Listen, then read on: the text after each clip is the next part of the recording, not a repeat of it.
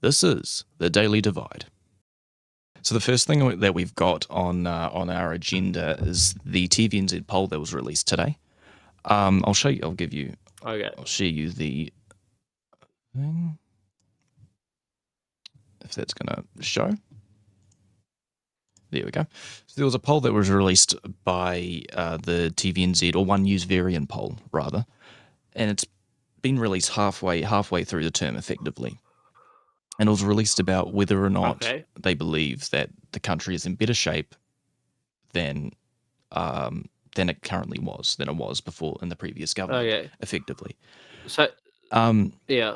So currently 40% believe that it's worse. So 40% believe it's worse. 40%? 30% said the country is in better shape. And 26... So wait, sorry, what? 40% said worse and 30% said better. So yeah. So it was a poll that was surveyed with 1,000 voters, eligible voters, obviously. You know, you don't want ineligible voters. That would just be bad. I don't know why you'd do that. So it was 40% believed that it was in worse shape, 30% believed it was in a better shape, and 26% believed that there was no difference, and then 4% didn't know, because there's always people that didn't know. Unsurprisingly, unsurprisingly, ACT was the biggest subset that believed that the country was better, because it's full of, you know, rich people and people that can't really think up a proper ideology. And the majority of people, and the majority was Labour, Greens, and Te Pāti Māori voters that believe the country isn't in a worse shape. Well, I think I know what your answer is, and I know I wanted to put this in the start of the show because it's such a, you know, it's such a small tab. It was released today, so it's probably I think. I'll give you thoughts. Sorry, I don't mean to cut you off, but That's fine. I think that's expected. Like, you look, what do you say? The Greens, Te Pāti Māori, and Labour say it's in worse shape. Well, they're no longer in government, so of course they're going to say no. Sorry, opposition. Sorry, I probably didn't present that as well as I could have. I meant that the majority of the voters would have, in their previous polls, would have tended to vote in that rate. It wasn't, you know, Labour. You know, Chris Hipkins didn't vote in this poll and go. Well, recently, and I was probably part of this poll because I probably took part in it because I got a call from Wellington not so long ago, and was able to actually, you know, be polled on this kind of thing. I don't know if it's specifically this, possibly could have been. Are we legally allowed to say what the questions were, or I don't know? I don't know. I can't even remember the questions. I don't remember the questions, but what I'm saying is I've never been asked these polls. I've always wanted to be, and I've never had the chance. And I would have written this down. Yeah. Okay. Yeah. Carry on. So basically, I never, you know, I've just, you know, I think it's because I've you know, I don't know why I was able to, but I was asked these questions in a poll. I don't know how they got my information, but they did. And I don't remember, but I remember some of my answers. So I remember my answers. So I think, you know, it's expected, you know, that they're going to say what this poll has said is expected, because most of the people that have said it's in worse shape are people that are not going to, but tend to, or going, you know, more likely than not, going to vote for the opposition parties.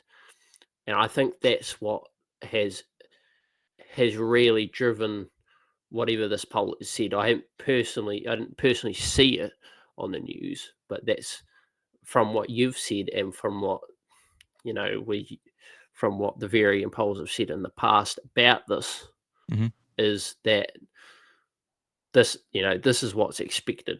You know, these guys are in opposition now, and these guys that are, more likely than not going to vote for the people that in opposition are going to say this about the country, in my view. But So it's all subject to I interpretation, think, of course. look, I think this is probably the I've not really taken notice of last. I'll have to be honest here. I've not really taken notice of last political polls in the last election cycles, especially at this point in time, because I was young and I just focused on American politics because that's more interesting.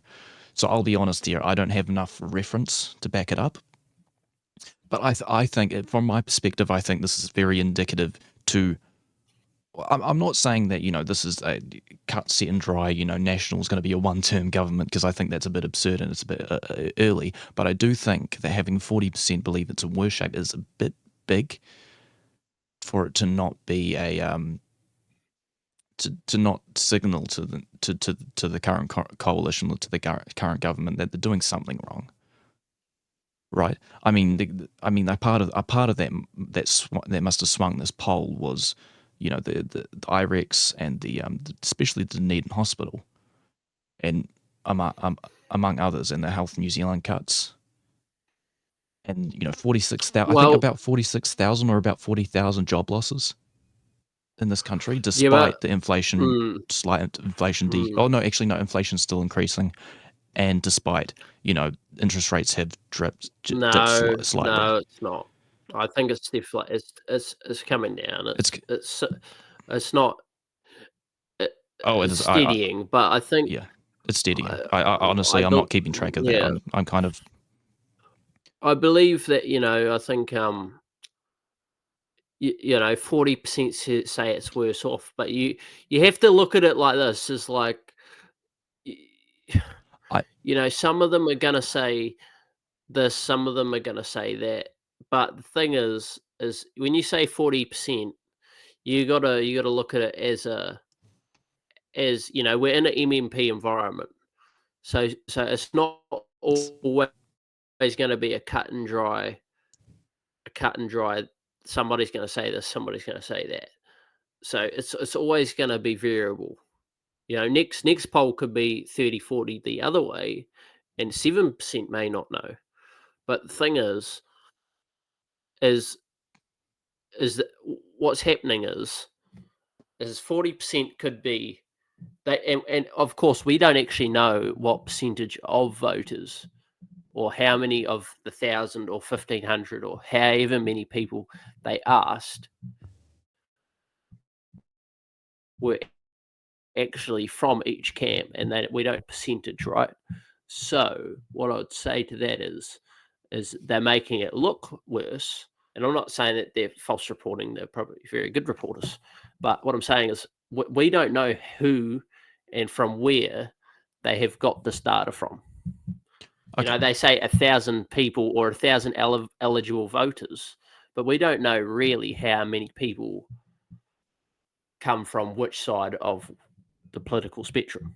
I mean, I'm pretty sure. If I'm you know pretty what I sure mean. the Varian polls methodology is open to look into. I haven't done that, but you can do that. Um, I was going to then move on to, because Mm, just in the one of the last sentences, it already talks about the poll that was released the month before that poll was taken in October. Literally right before. The fact that National's still in the lead. So I think that I do kind of subscribe to your belief that this is kind of a swinging sentiment, and it could swing the other way. But it's still, I still think it's indicative of different of different components in the country and their current economic situation. But also, I think it should be taken with a grain of salt, among other things, which is why I bring up other components that the current government has done, which could suggest to this indictment on their current ability as a government. But again, they're doing well. They're doing well in terms of party polling. So I can't really give you. I would just say that if you're looking at this as a concrete, well, they're not doing good enough. I think just hold your horses a bit. mm. Um, Well, and you as have to much as look I at don't it like like, I, as much as I think I don't. John Key is a bit of a business. bitch. Good man, brilliant man. But what I would say is, look, you got to look at it like, I don't know what the polls were like last time, or like last election cycle when Labor had a super majority, but you also have to look at the fact that they do have a coalition government this time around, and they have to judge. You have to look at it regardless of who they asked, or how many people they asked. You have to look at it like there's three different political parties in the government, and there's three on the other side. You have to look at it as a thing of, right, you have to look at it like, to be, for example, there's three political parties. So not all three parties have got everything that they want. So some people that voted for National to get National into government aren't going to like everything that they do. The same with the ACT Party. The same with New Zealand First. Some people from New Zealand First voter base may have voted for them because of their toilet bullshit that they were going on about, or some people may have voted for the ACT because of their Tapping into the fiscal bill. anti-vax fervor, among others. All that kind of stuff, and whether or not that's the right thing to do or not, that's what some people would have voted for them for, and it hasn't happened. So, of course, some of those people that did vote for this government to get into power are going to have different views because some of their things didn't get over the line that maybe the voters wanted to, if you understand what I'm saying. No, absolutely. Yeah. And again, I brought this up it's released today. Drop your thoughts in the comments. We'll move on to the next topic that I think is a bit more pressing than this. Thought it was a little bit of a fun tag on as a starting topic. But the next thing will be any final thoughts on that? You've already made your final thoughts.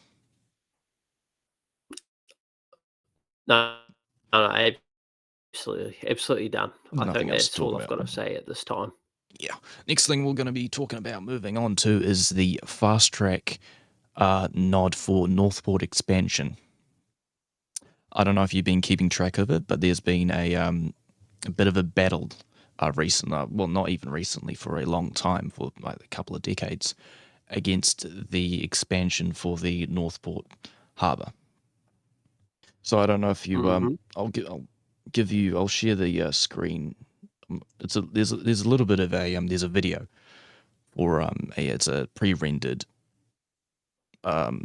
design of the Northport expansion, and I'll just share the screen here.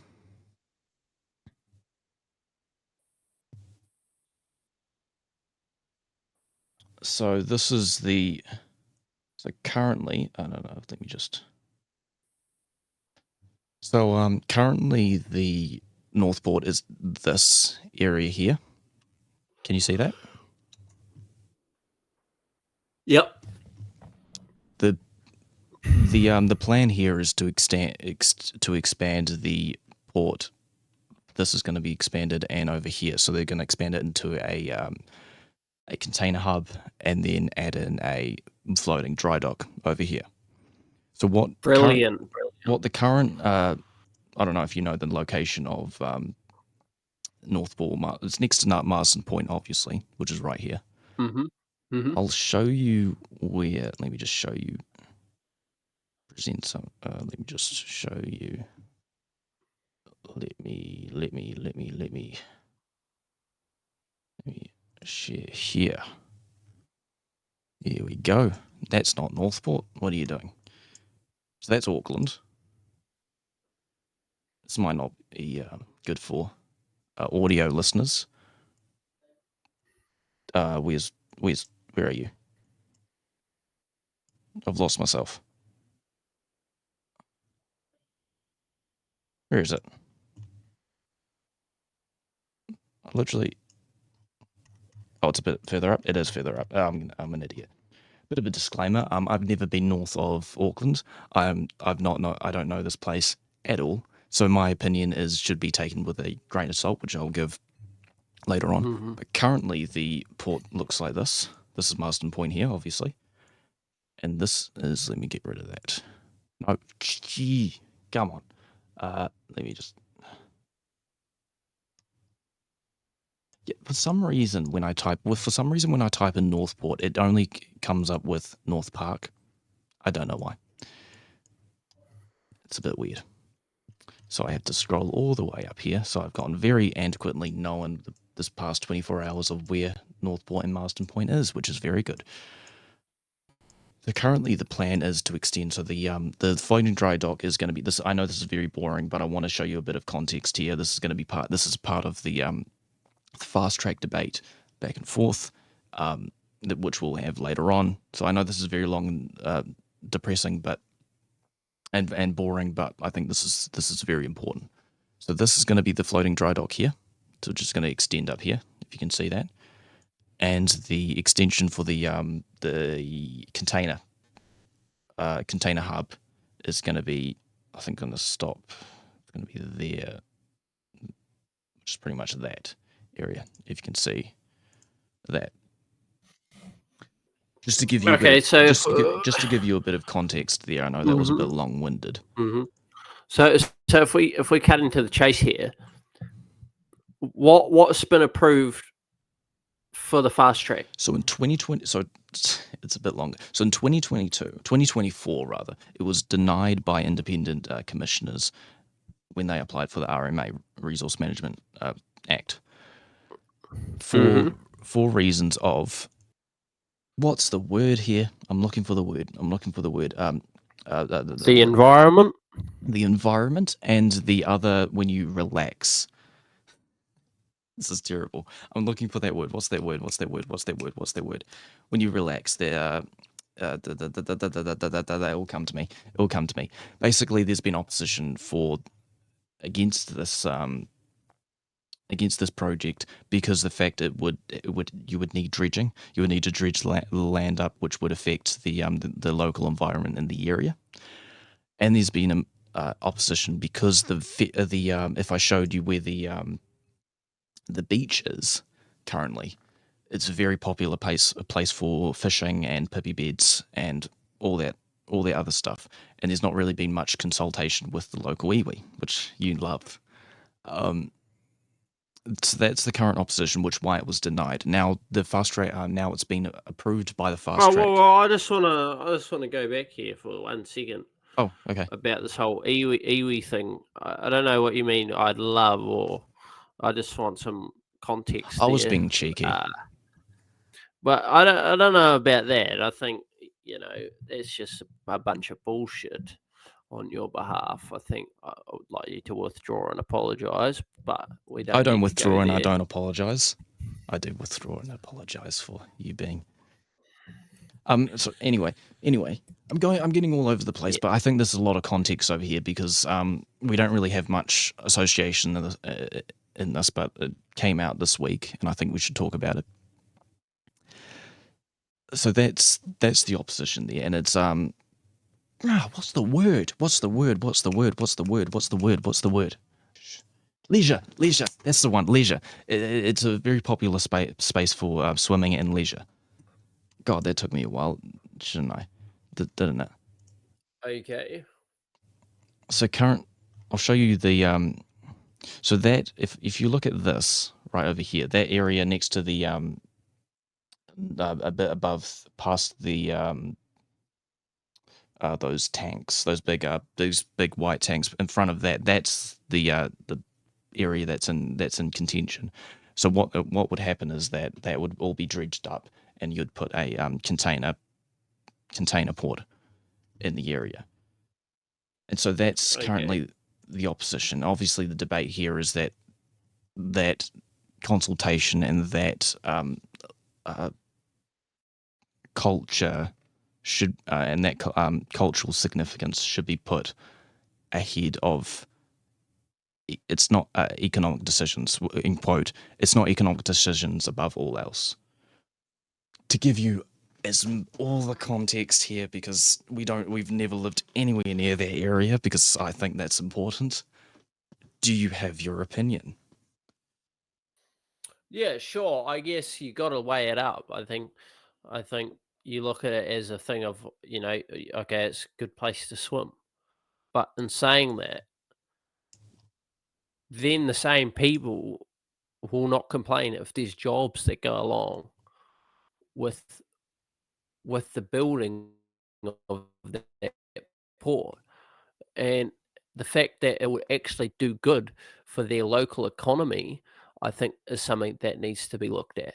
I think just because it's a good place for leisure and swimming or whatever, look, I'm not saying that that's a bad thing for the community, but I'm saying it's probably it's probably better for them, in my view, that they have jobs in their community that can actually feed their families, house their families, and actually build a better life for the community as a whole. Look, okay. So it has been said apparently that they have not been opposed to a port expansion. What they do oppose is the extent of the dredging that it could affect the local environment. Now, I do have to say I've not really found any of the other propositions of a port expansion that would not affect that. I don't know what that really means. Um, Well, I think everything would affect it. I think they're just more worried mhm. about maybe the spot. But the thing is I think you've got to look at it in Well, a way of apparently it's a really well sheltered area. So I'm showing this right now, but this is the area in reference. I keep repeating it, but I don't think I'm being very clear here. This is the area, so it would extend out here. This is the area. There is an extension here, but carry on. Sorry. so the extension. So what I'm saying is, okay, it's a well sheltered area. So where do they want them to build this extension? Somewhere where it's not sheltered and you're just going to get blown around the place. Oh, that's what I'm saying is like if they build it somewhere where there's no shelter, then they're going to be like, oh well, the government spent all this money and you don't even have a good port or a good extension because you've built it in the wrong place. So it's a catch 22 for the Yeah. government, in my Yeah. opinion. You need to have it in a good shelter to actually have a fully functioning proper port extension to make it actually viable to have the extension. So if you actually just have an extension, which is gonna another extension, maybe that's not this one, but if you have another one, it's gonna affect the environment anyway. And then if it's not sheltered, well then the government's just gonna have a doubly hard time explaining that away, if you understand what I mean. So yeah, overall it's about 11.7 hectares of reclamation in the area, 250 meters of wharf extension, and involves 1.72 million cubic meters of initial dredging to display. Which you know what dredging is. I'm not. Yeah, you know what dredging. Yeah, we both know what dredging is. If you don't know what dredging is, it's literally just putting stuff in water. Yeah, putting soil in water. Yeah, Well, I'm just fill sure it. there's a bit more to it, but Obviously, that's but probably the gist. layman's turn. I'm not an Yeah. engineering structural engineer. Mhm. I leave that to people that know things. So I guess I'll give you my opinion because I haven't really given you my opinion. There have been opinions to the contrary saying that obviously they would support an extension, but I've not really heard anything of which.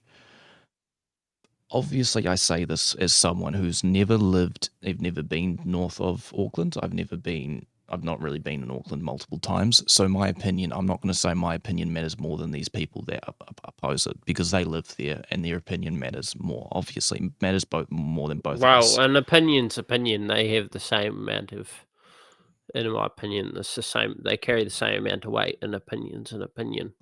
Okay. Um, but to put this in perspective, the perceived economic benefit that this extension would receive would be about the benefit the region rather by $160 million, benefit the region's GDP by $160 million, and create 1,500 new jobs. That's the number there. So what I'm saying, What so what I'll ask Let after me that. give my opinion, Lennox, and you can move on. You've talked very long, you know. All right, well, carry on. Carry on. Sorry, Fair enough. Fair enough. sorry, Carry I'm on. being pedantic here. So from what I see, that area is. This is my opinion. I have to be very clear here. That area is covered in an industrial area. From your right, you have pointing out to the sea. From your right is Marsden Point, and to your left is Northport. And when I look everywhere else, I see a lot of other beach along this area, especially down along this coast, which is pointing to the sea, which isn't as sheltered. I can see to that. I'm just thinking, in this situation, what would be the impact if they didn't do so, or if we didn't extend the port as opposed to actually extending it? I think that there's a much better trade-off of dredging this, of extending this port, adding another safety net to our current fragile supply chain, instead of. I just think I'm trying to find the words here without being a bit of an asshole. I think that honestly, I'd be 100% for a Northport extension. I think that this is probably one of the few things I look at for the fast track, and I go, I don't agree with the fast track in principle, and we'll get to that. But I'm 100% for something like this to this effect. If there's an alternative, if there's a way to get the current local wildlife in the area and kind of move it like they do with when they put in dams and hydroelectric dams, if that's a possibility.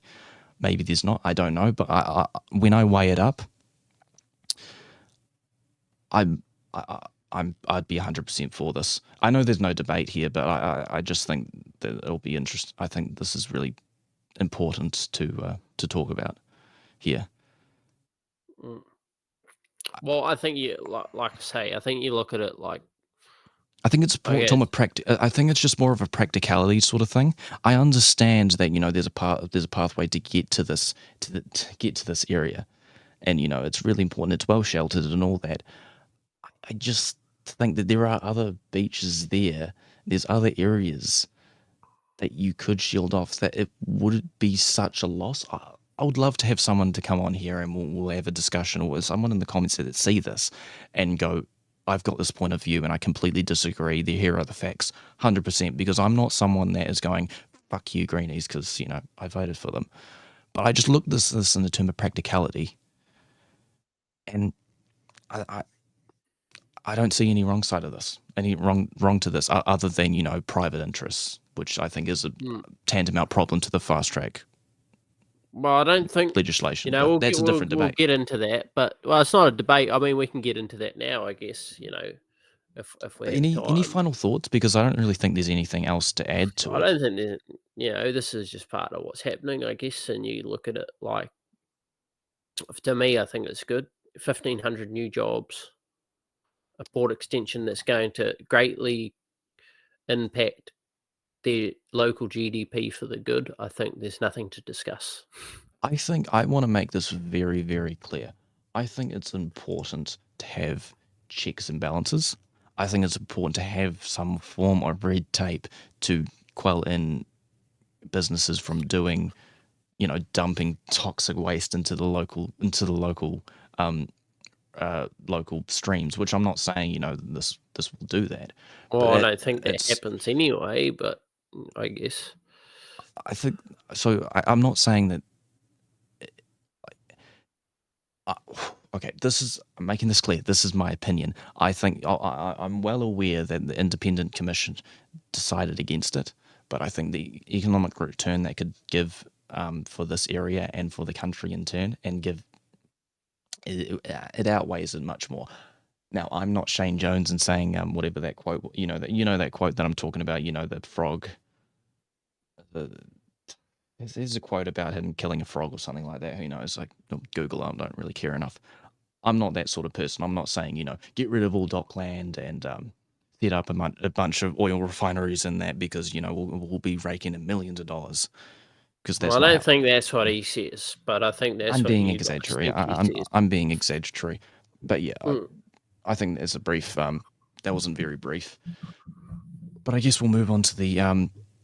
Unless you've got a final thought on this, but No, I don't have a final thought. That's everything I have to say. There's nothing to talk about. nothing really to talk about. There's no debate. I wasn't really expecting much debate here because I think we're kind of in agreement. Just a bit of changes here.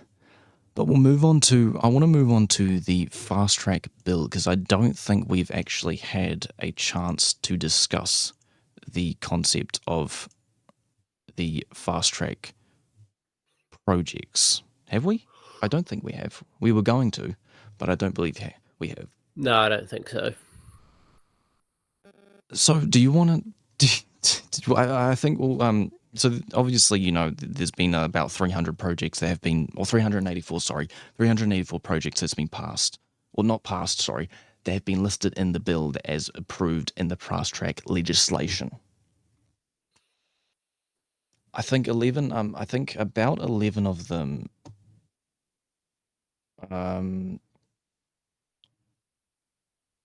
So some of them, some of them so some of them are housing, some of them I think 11 of them, if I'm clear, are mining operations, and one of them is the deep sea mining or deep sea dredging, deep sea mining or deep seabed mining rather, out in Taranaki, if I've got my memory correctly. I'm sure what your opinion. I know I probably know what your opinion is on this, but do you want to start it off? Do you have any knowledge on this? Do you have any opinion on the FastTrack?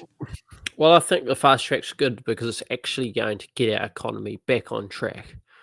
And if you wanna argue that point, do you just a quick question before I continue? Do you think that these 149 projects or thereabouts is going to get our economy back on track? My apologies. Just quickly. Sorry, my apologies. Yeah, it was 384 that applied and 149 that were approved. You're correct.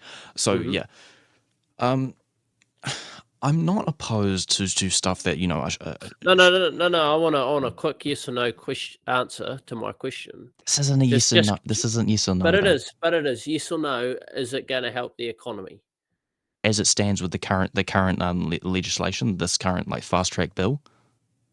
149, yes. Long term. No. I'll give you a no. I'll give you a no because yeah. But I want to extend further into that. I think what this is, I do not oppose with projects of shovel-ready projects that get especially housing, getting these along the way. Obviously, within special guidelines, you don't want to just build a shack and put a family of 4 in there. Stuff like that, I think is important. But I think the interesting thing is what the government has done is they've put a bunch of housing projects in Porirua and a bunch of housing projects in Dunedin and Wellington, and sandwiched it with a bunch of environmental unpalatable disaster projects in the West Coast and important environmental regions, and sandwich it together to go, this is what we want. And so when people say that's disgusting, that's an effect on the environment, National can turn and say, oh, you don't want more houses for people? Like, what are you, a fascist? That's my interpretation. So I'm going to say this now. I don't oppose projects that are fast-tracking stuff to get houses on the way for whoever government it is, or if it's private or public. It doesn't really matter. People need houses. Affordable housing is really important. And among other infrastructure projects, of course, within guidelines. But I think this is and this opens up. Rambling here. I think I just want to say I'm very happy that that ministers have declared their conflict of interest, among which many ministers have had conflicts of interest. I'll just name you a couple conflicts of interest. Chris Bishop, for one, Shane Jones. I think, are you going to name their conflicts of interest, or are you just going to? They don't actually show their conflicts of interest. The interesting thing, they don't actually show who they're. Okay, so I don't think we should really talk about it if they're not going to say, but because we can't really discuss whether or not it's a conflict of interest if we can't see whether it is or not, because I think it's always subject to interpretation. I think the issue that I'm gonna just round out my point. I think the issue of this fast track bill is that it opens up possibilities of conflict of interest and people buttering up local politicians Okay.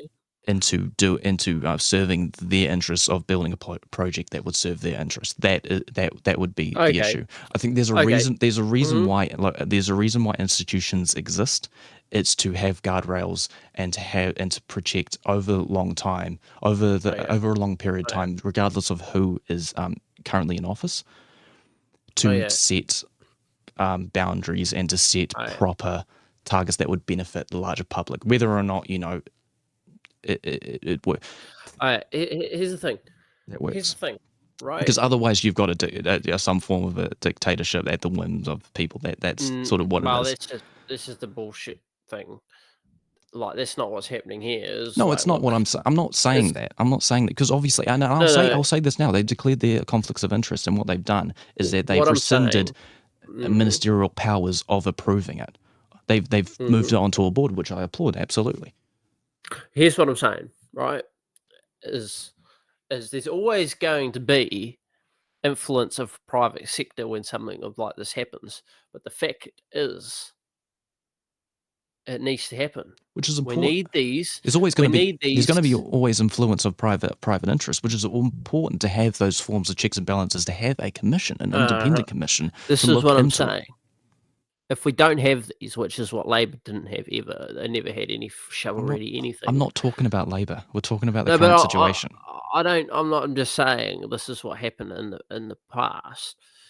Is they never had anything that was shovel-ready, and if they did, they covered it in red tape so that it could never get done. So basically, what's happening now is they're having RMA reforms. They're having everything so that this bill can go through and actually build the economy back up so it's not being destroyed like what was happening in the past 6 years. And if you don't want me to name who done it, then I won't name who done it. It was a party, and we know which party did it. But I'm not bashing any party. I'm just saying that's what happened to the economy in the 6 years that these particular this particular political party was at the reins. Sorry. So So these 149 projects that they're doing, and you say that that's not going to have an impact on the economy. Well, I absolutely disagree. Like you knew I would. I think these 149 well, I think projects it's going to have I think it's going are to have an impact finally on the going to economy. have, you know, is finally actually going to be able to go ahead. Housing, different different entrepreneurship in New Zealand's going to go up again. You got more housing is going to be built, like I said, which is better for everybody. It's going to fix the supply problem somewhat, Well, I and pr- it's going to help the economy. More jobs. well, we had a lot of infrastructure jobs when we were built. IREX was recruiting a lot of people, especially for the wharf extensions. A lot of people were being recruited for building the Dunedin Hospital. That was important. A lot of people lost their jobs, and that contributed to the about 40,000 job Hmm. losses in the past year. Hmm. Um, Hmm. And absolutely, I agree. But you have to look at it as a thing that look. A lot of these things are driven by these 149 projects, like you're somewhat disagreeing about, is driven by private sector. It's not driven by the government like IRX was, or like the Dunedin Hospital was. So it is driven almost, not completely, but almost solely by private sector. So the private sector is footing the bill, so to speak, so who, and what the would government is not, which means taxpayers in themselves are not. Okay, interesting. So let me ask you a question. For the private sector, what is their primary motive? Who's their primary motive? What is their primary motive, rather? Well, I think you have a primary motive, but you actually also have to look. Well, I guess it's case by case. No. What's their main motive? Well, What is a private sector's? If you're a business, what is your main mhm. motive? Well, profit, absolutely, it has to be profit 100% of the time, but the thing is that's how the government needs to operate at the same time, but they never do. and actually the private sector actually they need to take a leaf out of the private sector's book and actually go, look, we need to stop spending money willy nilly, and actually, look at. And this is what National has done, and New Zealand First and ACT, to their credit, all three of them, is they've looked at the public sector, the government, and gone, look, we cut all these jobs out, and okay, it's sad for the government workers that lost their jobs, but in saying that, it saved the taxpayer X amount of money. So you have to look at it in a way of, look, private sector hire more people. Mm. You split into two And different debates there. Very interesting. this model, then well, I don't think so. I think what I'm saying is the government needs to hire as less people as possible. I mean, if I had it my way, we'd just have the 120 parliamentarians or 121 parliamentarians, and that would be the government. That would be all government employees. But of So course, we can't have it that way. we don't have roadworks, corrections officers, police officers, fire officer, NZDF would be privatised because they're technically government workers. Well, let me rephrase, because you're actually right, and I There we go. misspoke by that. No, What you I'm didn't. saying is look, you have the parliamentarians. You have Sorry. no, absolutely. You're absolutely right. I did misspeak there because I didn't think about it fully what I was saying. But you have the even Parliament, but Parliament, you got the Parliament guys, you got the Defence Force, you've got fire and ambulance, and ambulance isn't actually really fully government, but you got fire and police absolutely True. needed, True. and you have, Health workers. well, that could be privatized eventually, but Okay. it That's a needs good. to have somewhat. It needs to have somewhat of public. So you are right, but we need as less. We need a minimal amount of public sector workers. I think we need more of a private health sector than a public one. Needs to sort of be like a 60-40 split, in my opinion. So could we have a debate about small government later? Because interesting debate to have. Because Yeah, we're absolutely. splitting from the fast track from the Hmm. original start of the debate, and then I think Sure. we'll do final thoughts on this. We'll probably have a larger debate about the fast track and maybe even small government, and then we'll move on to our next one, which is going to be the GST and supermarket oligopoly and duopoly and that fun stuff. But we'll do final thoughts on this. I currently all my current problem with fast track is that there isn't enough oversight.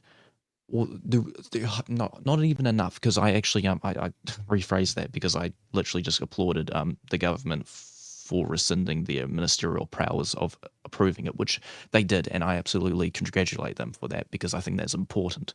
Moving that sort of approval to a independent commission is important to get rid of conflicts of interest.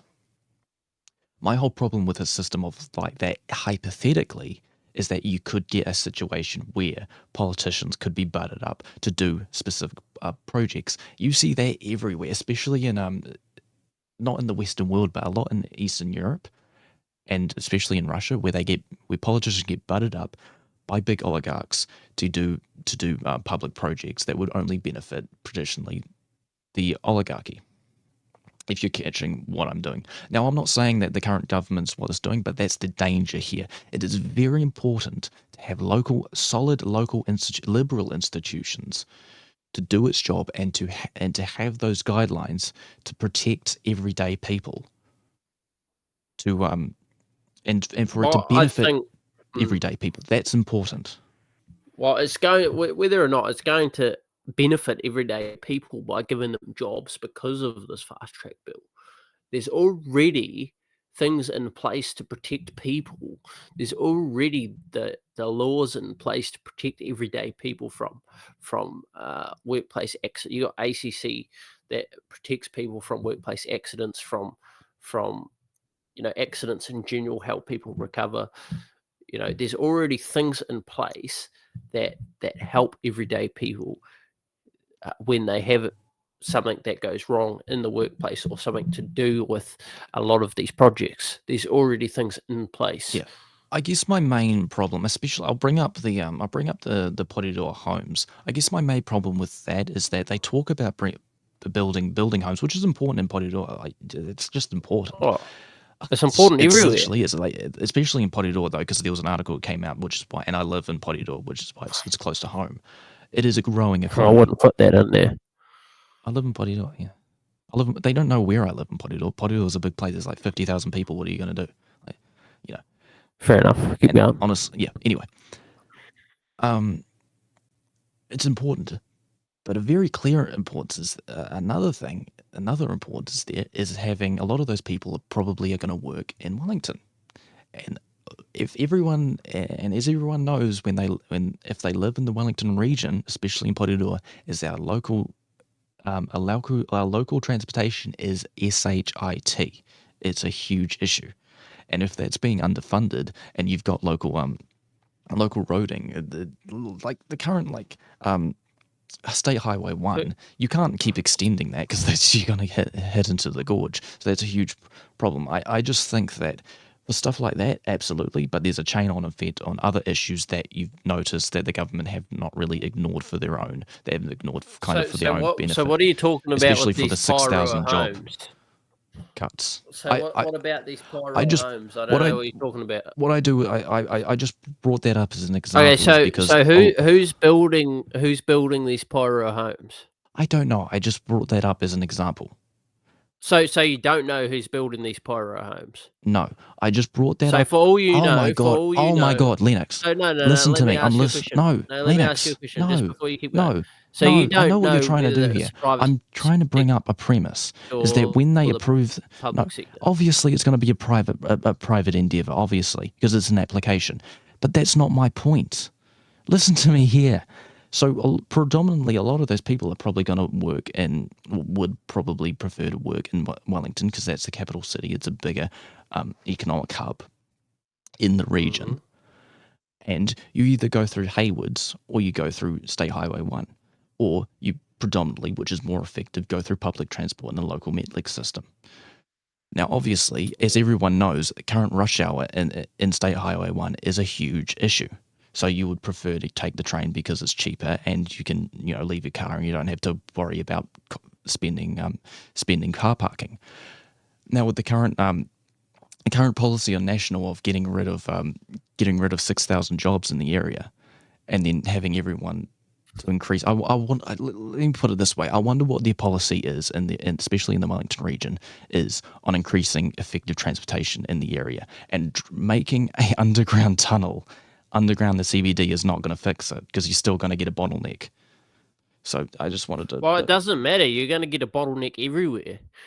Which is why public transport's really important. But that's my final thought. I think that the national government don't really get the knock-on effect of if they set up infrastructure to accept those extra homes. Absolutely, 100% works. Even if they're private endeavors, whatever, 100%. But let's move on. Better if they're private. Move on to the next topic because we're heading about 15 minutes. We've got 10 minutes left. We'll spend really quickly on the. Do you want to do the offshore wind company or the offshore wind or the GST? We'll go with the GST. GST. Okay. I think it's better. So the obvious. So I'll spend really quickly on this. There was a interview with the foodstuffs boss. I forgot his name already. Quinn someone. Chris Quinn. Chris Quinn. That's the one. So obviously, I don't know if you've been living in a bubble, but food prices in this country is not great, and a big reason for that obviously is the current oligopoly system that we have. Duopoly. Sorry, duopoly. I keep thinking of another thing. Duopoly system in this country, where we've got foodstuffs and Woolworths. So the argument. So there was an interview that came out here, and the argument against this is obviously well, I'm not really surprised here, is that GST is too high. That's why our prices are too high. Now, I don't know why you're shaking your head. Now, you can look at the article if you want. For people watching at home, you can look at the article. I won't bring it up. I won't put it up. I think that the argument I think here is that the main argument problem with current food prices. I'll be very quick here. I'm not being very quick at the moment. The current prices on food, the current price on food at the moment is because of the current supermarket system. Having a duopoly is not really going to adhere competition. Wouldn't you agree? It isn't. Absolutely. It isn't going to be the GST prices. I'm sorry. If there isn't going to be enough, if there's enough competition, that tends to, obviously you don't cap prices because I think that's going to ruin things. But price gouging I isn't. don't think you can. No, you can't. I don't think you can really do that, because that means that the people that with the vegetables and the fruit and all that kind of thing, they will never make a living again if you do that. I think there has to be enough money in it for everybody involved in it, and what I mean by that is there has to be enough money for the people that are producing the food, that sell it to the supermarkets, the supermarket chains, that then sell it to the consumers. I think you're absolutely right. I absolutely agree that you know taking the GST or food isn't going to solve the problem. There needs to be more competition. So how that happens, I think, like we need somebody like the the major shareholder, or the if he is or not, I can't remember, the major shareholder of the warehouse. He wants to turn the warehouse into a supermarket chain. Well, I think that's an absolutely great idea. I think that will bring the prices of food down, and it already has somewhat with some products that the warehouse does sell in the food and the food sector of their stores. It has come down. But I think having more competition, of course, is absolutely going to help with the prices of the food. Yeah, I think the other component here is no. I mean, last election there was a big thing on getting rid of GST on fruits and veggies. I think you're kind of kneecapping yourself at the point. I've said this before. One of the only tax revenues in this government has is the GST. If you continue to cap that, then what are you crying for if we're not funding things properly? I think that's a huge issue here. So that's obviously out of the question. So I honestly think that we need to break up in some way, in whatever way we can, break up the current system and break up the supermarket system, and break up the companies, or prop up local co-ops to and give them tax and tax write-offs and tax benefits to continue to continue to grow. If you get my drift. Well, I think that's probably a good thing, but then again, you can't do that for one and then not do for the other. I think Obviously, it would that have to is. be a concerted effort, and I'm not an expert in this, but there needs to be something done. Mm. Either break up the current Well, and companies, I don't or know prop up if local co-ops. really, and I don't really know if Woolworths and foodstuffs would really be completely opposed to the idea of more competition. I think they would actually thrive on it. I think it would be good for both companies if there was more competition. I think, okay, the food prices will go down, but it's not going to really make that much of a difference to them personally. They're already making millions and millions of dollars. If their food prices come down a little bit, it's not going to kill them. I think it's going to light a fire underneath the supermarket chains to actually put out a better product and put out a better experience for their consumers Yeah, I mean, at lower yeah, prices. yeah. it's obviously something needs to be done, but I think the answer of getting rid of the GST is just ridiculous. I think I think I'm getting to the I think crux of it, which I think we agree on we that. I think both we don't oppose. need to really go on about. We don't really need to. Yeah, we don't need to go on it in some other way. Is there anything else? Final thoughts on the whole show, or do you want to go on anything else you want to talk about that's currently on your mind? Not currently. I mean, what about you? I don't have anything currently. I think we've gone through a lot of the stuff that we need to go through, and Um, I mean, there was this, offshore wind company is doubling down to opposition on seabed mining, but I don't think we need to talk about that. It's going to take another hour. yeah, that will probably take another hour. I think we'll save that for another day. We'll save that for another day. Yeah. Bye.